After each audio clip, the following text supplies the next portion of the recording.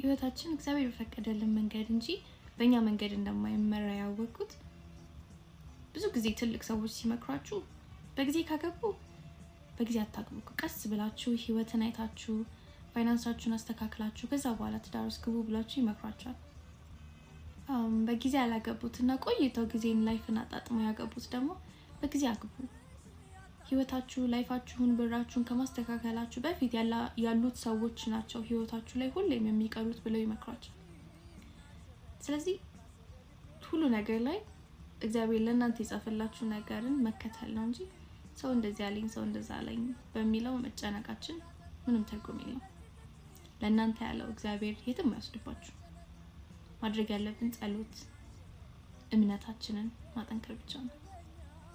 ጥሩ ነገር ያዘጋጅልኛል ብላችሁ ማታምኑ ከሆነ ትርጉም የለውም።